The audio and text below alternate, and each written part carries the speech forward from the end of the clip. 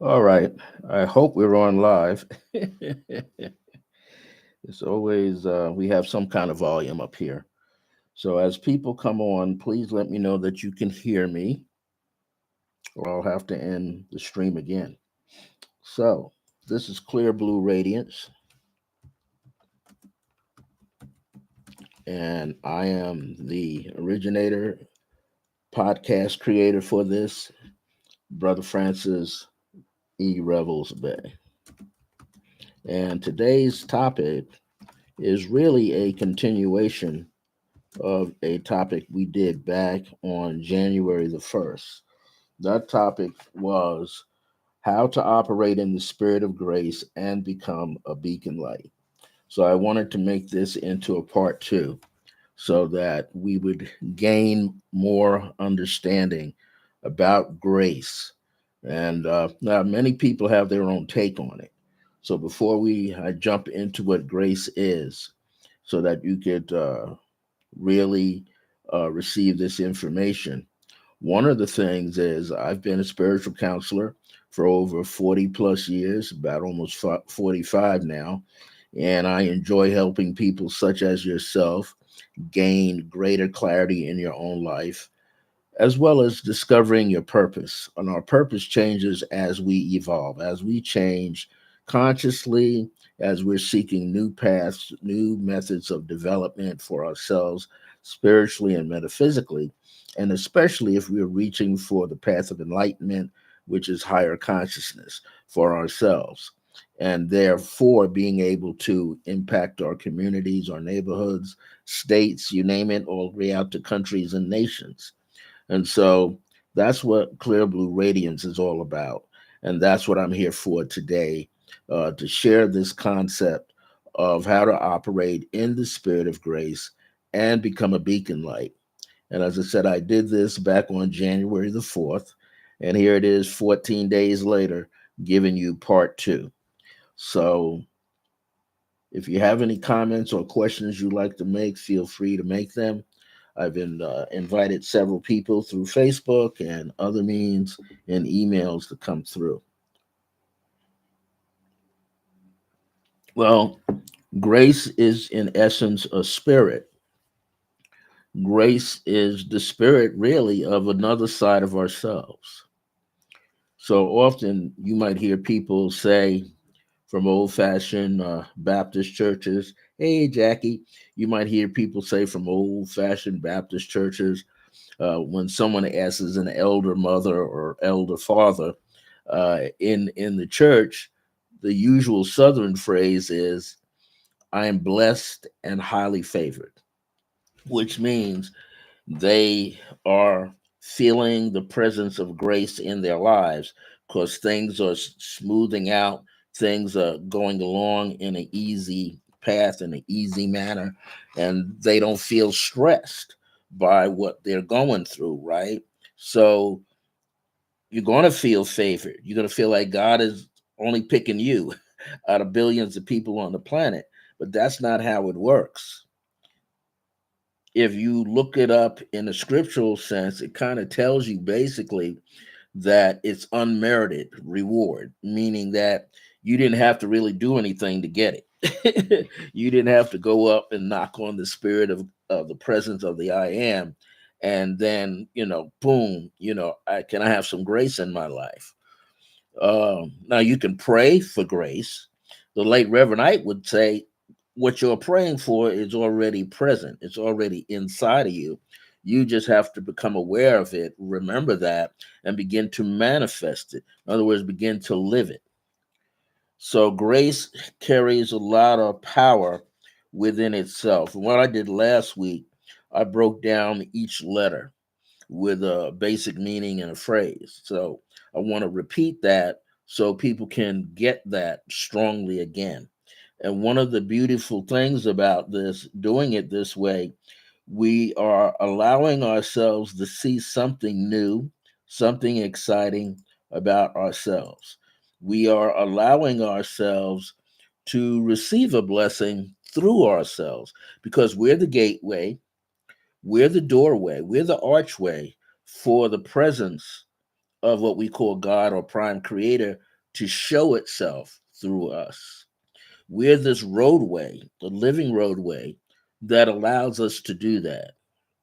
And so I always like to remind people that um, you you may understand. Some people may understand that they have to um, ask for grace, ask for mercy. But if you take the word grace and you begin to meditate upon it and you begin to walk it out victoriously in your life, mercy will be there. Mercy is automatic.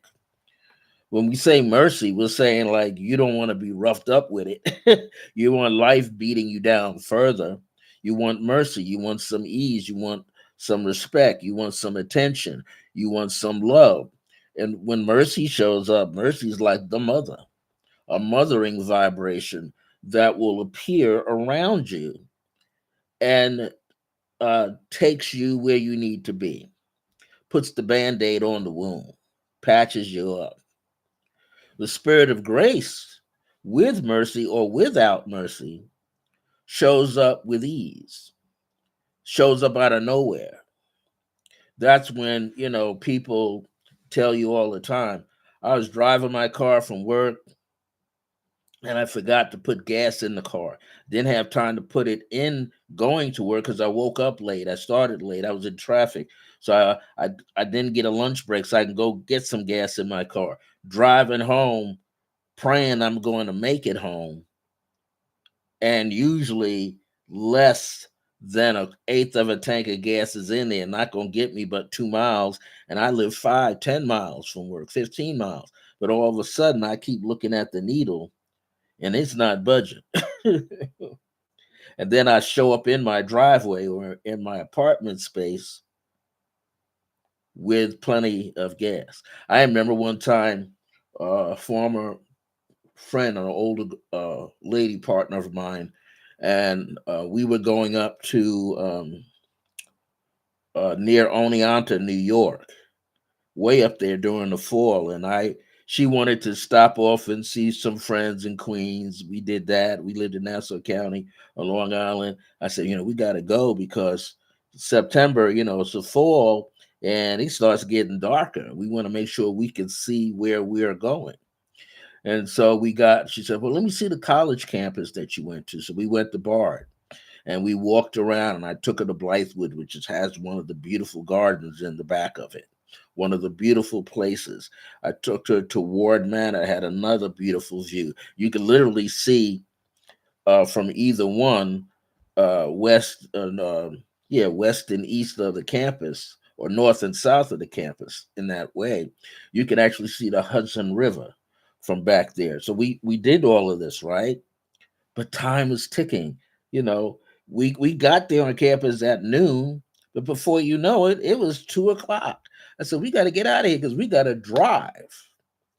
And I say this because I went into a gas station when we were around Oneonta. I think the area is called Schenevus, New York. So it was like west of Oneonta, and both of them are north of I think north of Schenectady, New York. So we had to get there. And where we were going is going to be quite wooded. You go through this village area, and then it's like all wooded, and you just driving. And we didn't have cell phones back then. And what happened was we had gotten so far up, but we got to a point to a gas station. And of course, I experienced being the invisible one, even though I was online to pay for the gas, get the gas, but no one was giving me, and I don't want to have to argue with anybody. I don't know anybody up there. I don't need to get into a fight. That's not me. So at that time, we just put out the light on the both of us. And finally, we kept driving. Now the gas tank was going down. We were almost literally on E. And I said, I don't want to drive anymore. I want you to get out. I'll stand by the payphone so nobody's messing with you. And you make this call. So she called her friend. Her friend was a retired chef in Schenevus, New York, with his wife, and the two dogs were Two big old dogs are like babies, like puppies, literally. So we called and we spoke to his wife, and his wife said he just went left to go to the store. I said, "Well, you know when he'll be back?" She said, "Oh, he's very prompt. He'll be back at about 5 or 6 o'clock." So we didn't have a long wait because it was already like when we placed that call, it was around 4:30, 4:45. So we just had to sit there. And I said, "Well, tell him we're at this area where there's a bar." I went inside. It seems to be a nice place, and everybody in there was very nice to me. Said, "Oh yeah, the people up here are cool. They're artists, they're musicians, you name it. They're very cultural oriented. So to see somebody like you come up, if you start talking about art, you're not going to have a problem." Hey there, Golden Timeline 711. So we had waited, and they said, "Did we want anything to eat?" Says, "No, just got to watch my vehicle that I'm driving, which was a 72 Plymouth Satellite station wagon."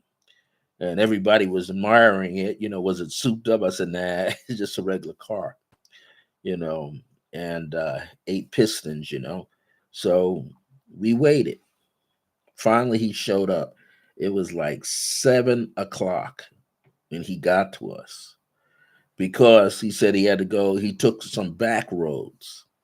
And then I told him, "Look, I'm almost on E." He said, "Don't worry about that. You all are having spending the weekend. It's Friday. You're going to be with us Saturday. You're going to be with us Sunday. And then you're going to leave out Sunday morning. Plenty of time to be able to go get you gas, plenty of gas, so that you can go by the gas station and then tank yourself off." I said, "Okay." But what this guy was doing, he was driving fast, and I'm trying to keep up with him in the dark.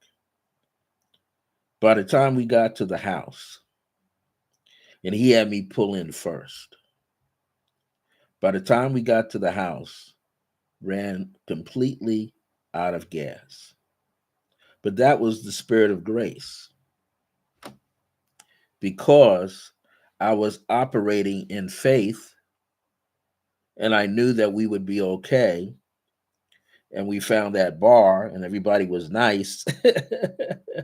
Wasn't cold out. And then her friend showed up, the retired chef, and he led us all the way to his property, which basically was a small farm. And we got there. So grace can happen at any point. But what we have to understand, and it took years to understand this, is that the spirit of grace is always with us. Just like your personal ego is with you, your subconscious mind is with you, your conscious mind is with you, your higher self is with you. So, therefore, the spirit of grace is with you as well. And once you get that concept, that idea in your mind, deeply embedded in your consciousness and your subconsciousness, then you begin to worry less. If you're a person that worries about money, you worry less. If you worry about your health, you'll be able to take care of your health, maintain your health, but you won't be upset about it. In other words, a doctor can come to you and say, "Hey, you don't have much time to live." But something inside of you says, "Don't listen to him." Yeah, he might have seen some things before, but don't you listen to him. Greetings, Barbara. So you have to begin to pay attention to the spirit of grace and what grace is providing you with throughout your life. Spirit of grace has touched everybody's life one way or another. People tell me how they almost got robbed. Grace was always there. It allowed other people to show up so that person didn't get robbed. Someone was in an accident, very bad accident. Spirit of grace allowed them to be protected. Illness protected from it. going into old age, softened. Don't have no money to pay bills, rent, Christmas shop, whatever, Kwanzaa shop. All of a sudden, money coming out of nowhere to you. Spirit of grace is that magical side, that magical element in your life that will be there, but all you have to do is open up. You have to open yourself up so that you can see, you can feel. And once you do that and have done it enough times, it becomes like a dress rehearsal. Going out to do a play, you gotta have one more acting session on stage and make sure you know your lines. You gotta wear the outfit to make sure it fits properly. Then you got to know your markers on the floor, on the stage. You got to know where the mics are. You got to know everything. But not only do you have to know that, the people that do the designs, the stage design, they got to know where each table and chair goes, where a picture goes. They have to know that. They just don't place it anywhere. So it is the same in your life. You are consciously stepping out into the world, and we all experience it. I can say I'm one. I remember when I was younger doing this work, I was like the whiner. I was always saying, wow, what the heck is going on here? How come the same stuff is happening? But what I didn't realize was I was focusing on what was not happening. When I realized that, it took another 20 years before I got the message that, hey, whatever is not happening for a reason. And I don't have to always have the answer for that. Just like when I wrote my first book back here, that one called Dancing in the Light of Divine Grace, I wrote the book in 2004 while I was still living on Long Island. When it was time to move, and I started moving around to get to New Jersey, by August of 2005, I lost that manuscript 3 times. I found it, but when I got to stayed at a client's house in Teaneck, New Jersey, I couldn't find it. And I know I put it in my bag. Couldn't find it. Why? Because Spirit wanted me to write more. Spirit wanted me to write it out again. And when I realized I was writing it out again, then something new was going to be inserted somewhere through those 22 chapters, those first 22 chapters. And when I finally got settled in New Jersey, I had the 22 chapters. I hadn't completed. But guess what? I couldn't get it into Llewellyn. I couldn't get it into Samuel Wise. I couldn't get it into Simon and Schuster. Why? Because I didn't know how to write the query. You're supposed to write a query, to like tantalize them a little bit, to whet their appetite. You got to write that an introduction and then the first chapter so they can see that you're a writer. I didn't know how to do that, but something kept tapping me on the shoulder, which was the Spirit of grace that says, "You're gonna do what Alan Watts did." And I remember Alan Watts. Alan Watts wrote a little paperback book eventually called "What Is This? From A to Z."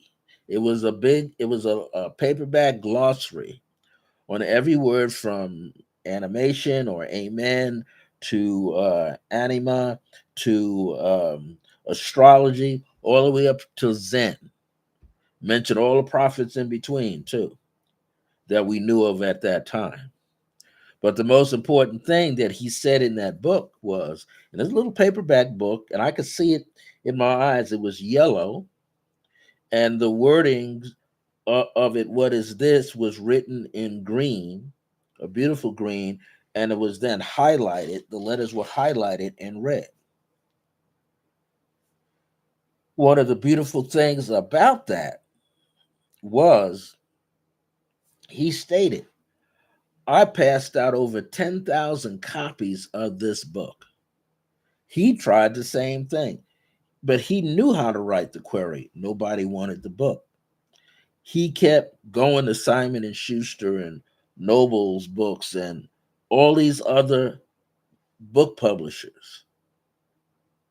He got turned down. He said, I made up copies of the book, copies of the manuscript, and I went out and sold the manuscript to individual people. And eventually, someone that he sold it to happened to be someone who worked for a book publishing company. And that's how the thing got published eventually. So we never know.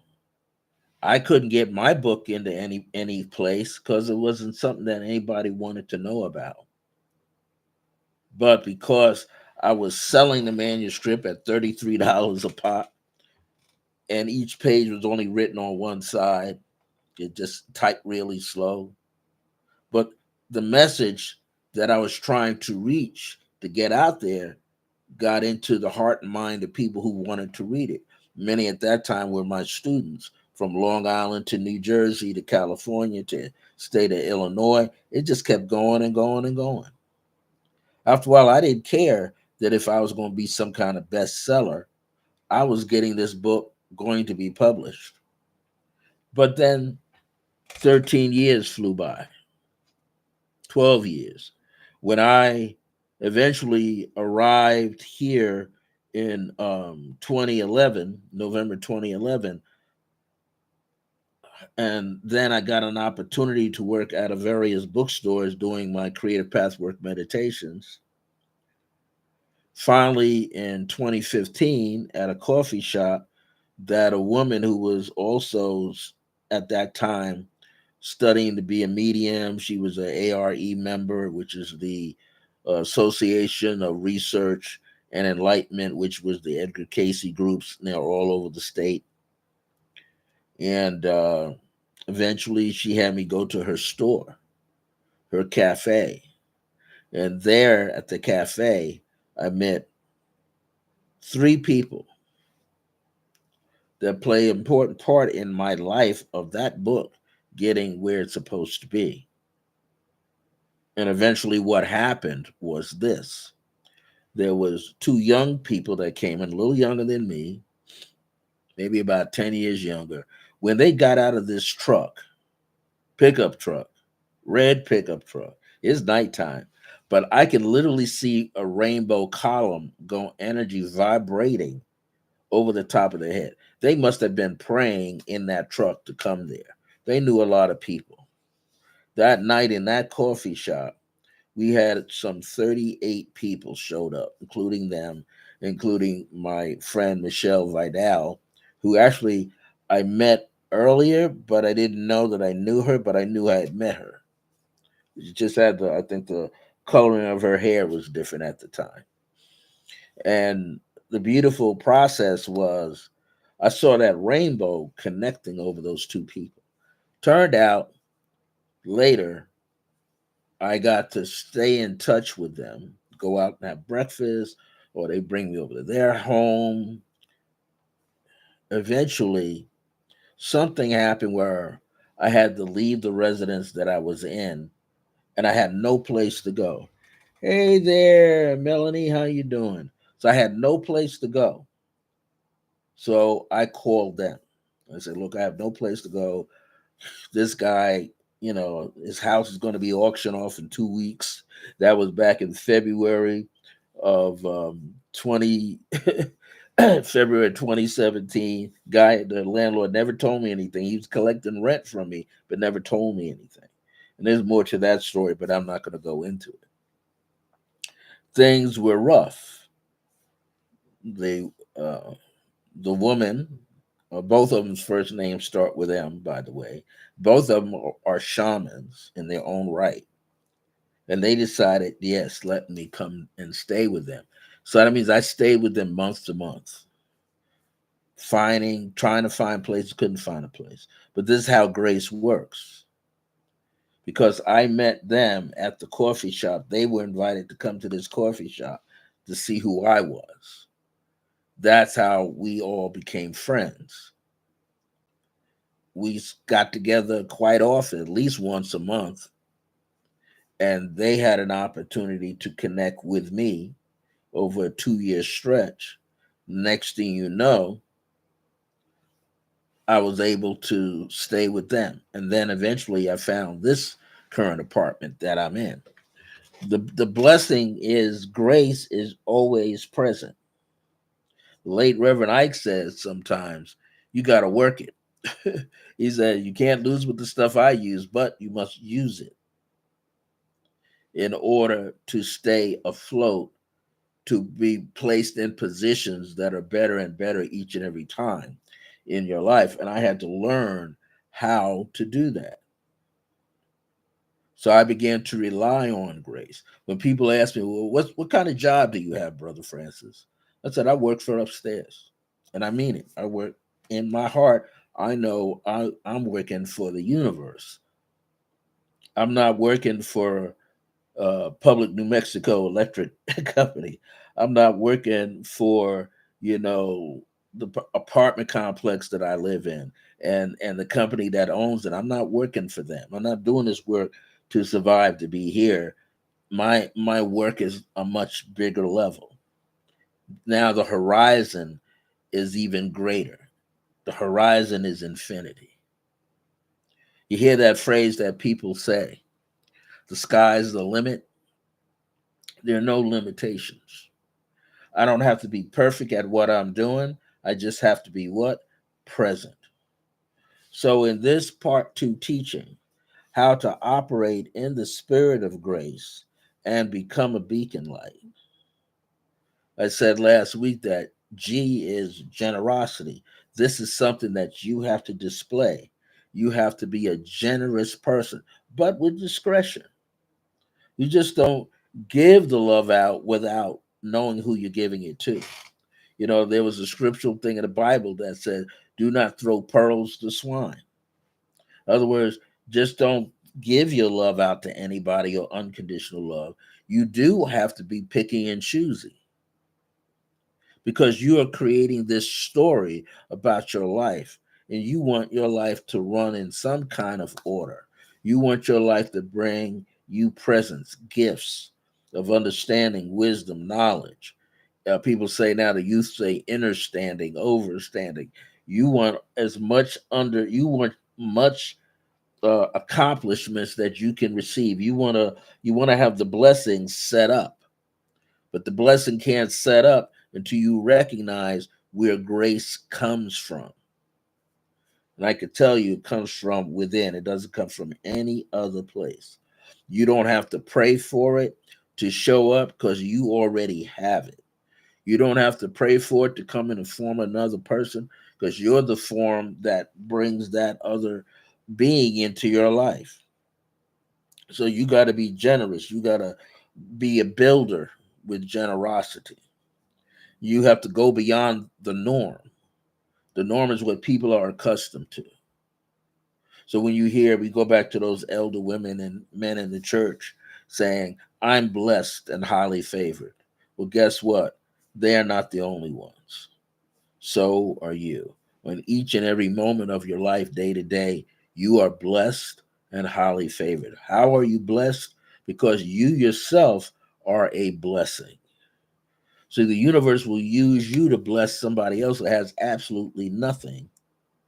And you'll be that person that receives the blessing in a whole nother fashion, a whole nother way. Some people say in their sermon, this is when they preach to other people, their congregations, said that the Creator is going to make you a giver, but not a taker. So that's where the science of tithing comes in. You're going to take 10% of everything you did for the month, and you're going to turn that over to an organization, to a church, religious church, or alternative New Thought church, if you want, temple, or an agency that helps people. But as you do that, the amount that you give gets bigger and bigger and bigger eventually because your level of income, what's coming into you, is getting bigger. Your increase is getting bigger. So you're able to give more. But as I say, give with discretion, because sometimes we wonder if we're being tested. And I always say, not really. We're actually testing ourselves.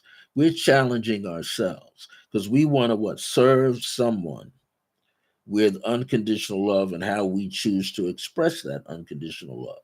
So we're looking around ourselves to see when or how we can do that.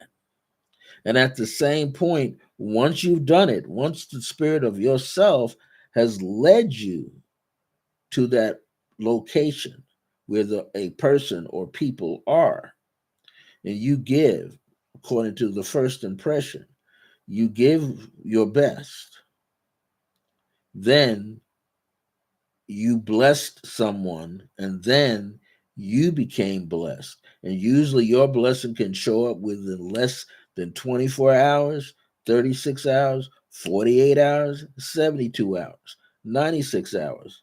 But you have to get your ego out of the way. You got to open your hands so you can receive both your hands because you're going to get the blessing.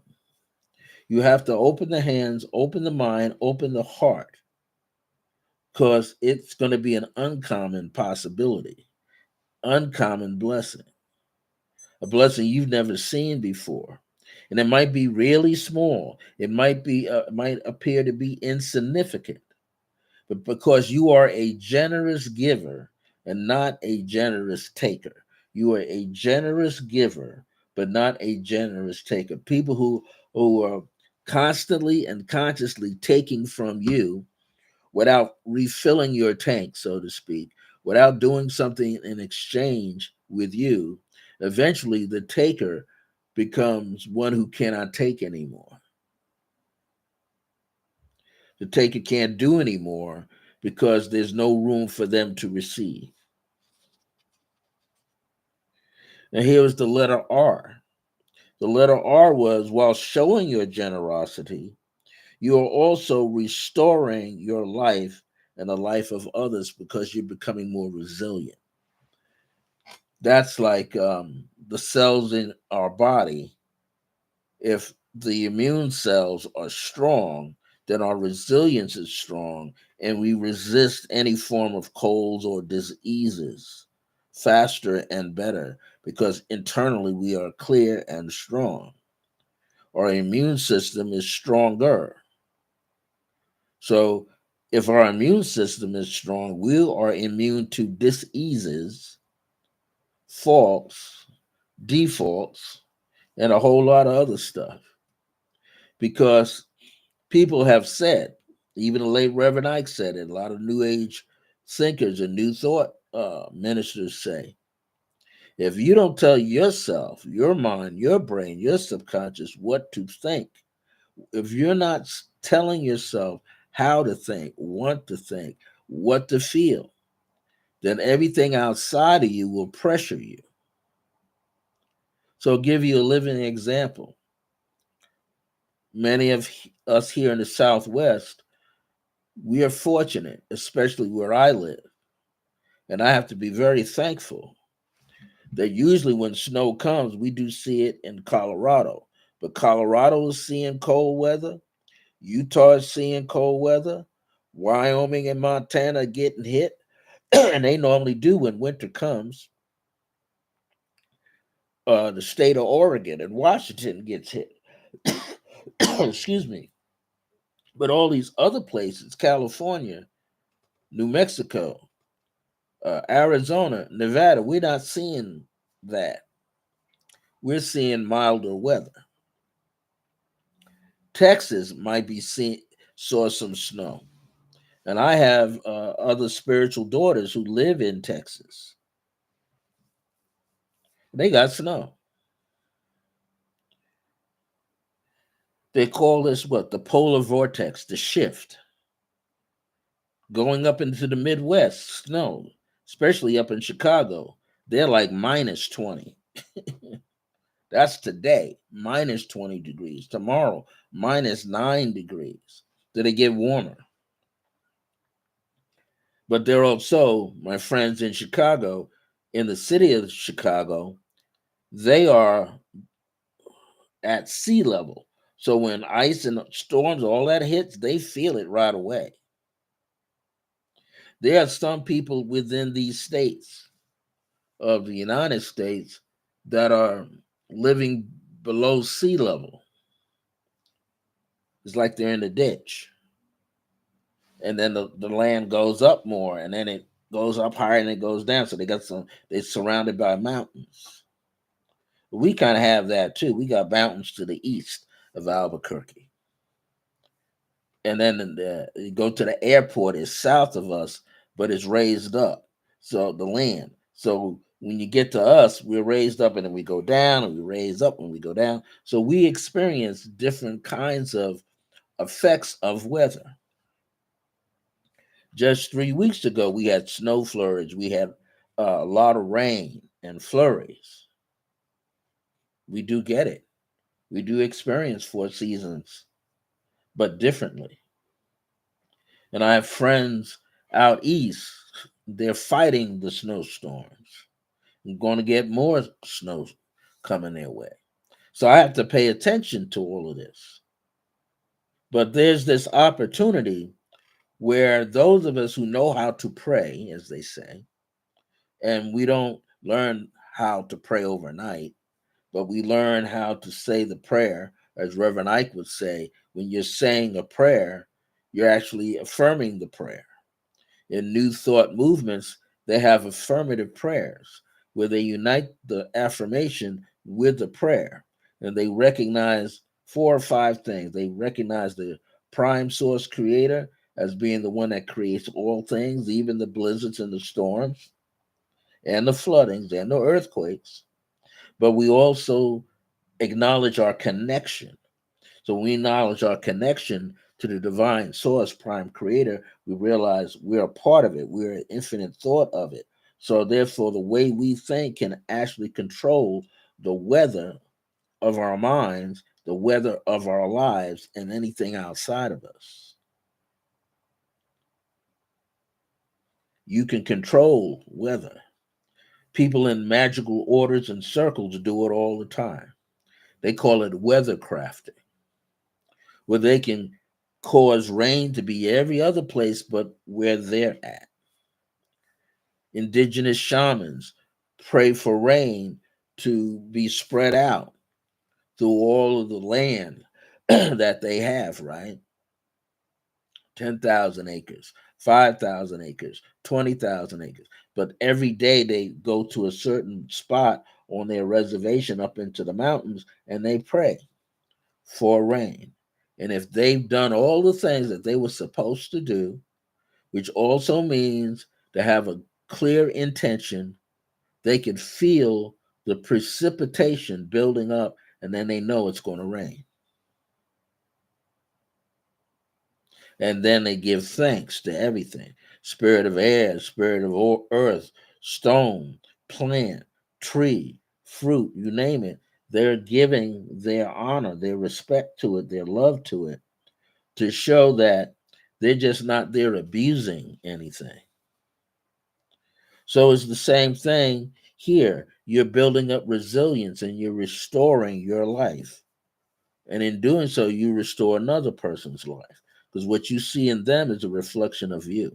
They just can't see the reflection of you in them because they're nowhere near that. But eventually they can return to it. I said the letter A, you have innate abilities to assist and uplift others. So we were talking about that. You have the innate ability to uplift and assist others while overcoming negativity because you learn not to absorb any of it into your hemisphere, into yourself. If you let yourself be overwhelmed by negativity, you will not be able to do what we call the shadow work. Shadow work is reaching deep down inside and find out what you are hiding from the world, what you are hiding from yourself. You could be hiding that you got a bad temper, but it will show up in front of you. Someone will do something enough times, different people, where that temper is triggered and then it comes out. It is the same with grace. You have to learn how to overcome those triggers that lead you toward negativity. You have to heal those trigger points inside of yourself. You have, again, you don't have to be perfect. You don't have to be 100% healed. All you need to be is 51%. The guy by the name of Richard Krem out of the UK wrote a book called The Mahatma 1 and 2. He wrote these books way back in 1995, 98, somewhere in there. I used to have them. It was a beautiful turquoise blue book with gold trim and lettering called Mahatma 1 and 2, all in comprised. But he learned he didn't have to be perfect. He just had to be in the present moment so he could see and be seen by the holiness of holiness. It's the same with us. It is difficult to run toward fear and opposition, but you don't have to physically run toward it. You stay within yourself and you offer it from yourself. You offer negativity. You offer pain. You offer illness. You offer all of that. In other words, you give it up because that's not who you truly are.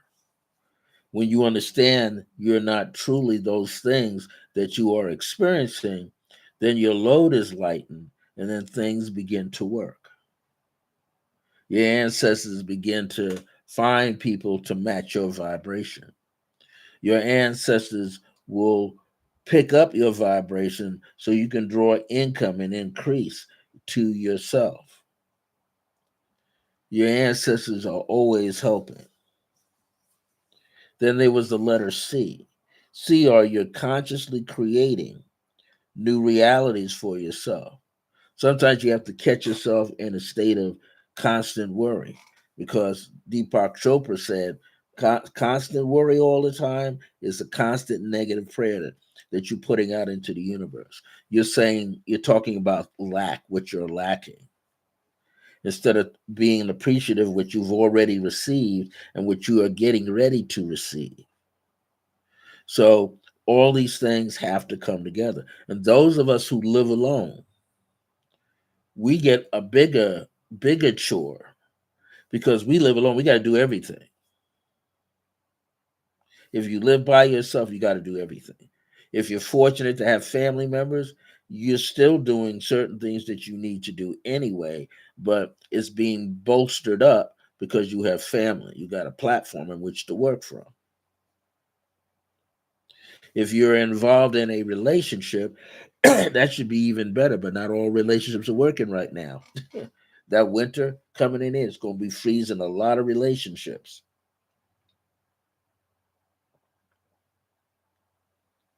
But here's the good side, it's going to freeze those relationships that were overwhelmed with negativity. And that freezing of the negativity will be able to better break, right? Break it away from you once it's frozen up. So people who were against you cannot be against you anymore because you have what? Grace. And grace is making you what? Resilient. And grace is doing what? It's restoring you. And grace is doing what? It's giving to you so you can give to others. In other words, you can pay it forward. When you have the letter E here, the letter E is as you elevate your self esteem, how you feel about yourself, how you love yourself. When you can change that and elevate it, you develop what? Self empowerment. What's empowering you? You're becoming empowered through your thoughts, through what you're sensing, and through what you're feeling and what you are speaking into the world. That's what you're doing with the letter E. And you have to understand that this is everlasting. This is eternity. This is constantly going on all the time. We're constantly thinking. We go to sleep, we're thinking, oh man, I just fell off to sleep. But there's a part of you still working. And we know one of the main things that's still working even while you're asleep, and that is your heart. It's taking in and pushing back out, drawing in and pushing back out. So the heart, as long as the heart is pulsing, you're okay. You can become brain dead, but the heart is still alive because it's pulsating all the time. All the way around you is creating some um, harmony, a lot of harmony, a lot of peace, internal peace. So if you know that you're being elevated, your self esteem has got to go up. That's how you see yourself. How do you see yourself in the world right now? How do you, that's a question to all of you. How do you see yourself in the world? Then part two is, where are you going? Part three is, how do you expect to get there? And part four is, don't worry about how you expect to get there. Ease and grace and mercy will be surrounding you as you move forward, surrounding you when you need to stand still and just think a moment and feel something present inside yourself. There's this opportunity that we always have. The opportunity is make a decision or no decision, to act on something or not act on something, to do something or not do anything. But as they say, the choice is yours. So you, that's a decision in itself. You chose not to worry anymore. That's what you are choosing. You're choosing a better life, not to live your life on default. Like we get these computers, right?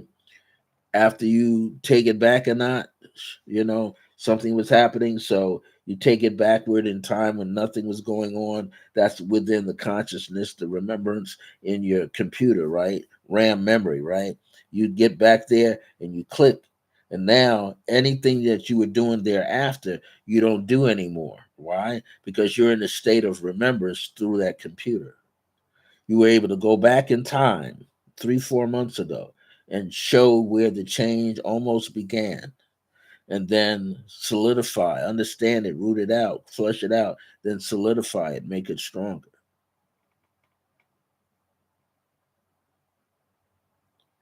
So we become self taught magicians. That's what happens. We become self taught magicians. We become self taught artists and musicians and singers and sculptors. We become self taught architects, self taught mathematicians, self taught vegan people or vegetarian people. Or even if we're still eating meat or whatever, we're being taught when to slow down. That's what's going on in our lives. So I want to conclude. You don't have to pray for grace. Why? Because grace was born within you. Same time you came out of your mother's belly, grace was right there. Grace was watching you. Grace is really another extension of yourself. Grace is the spirit of who you are.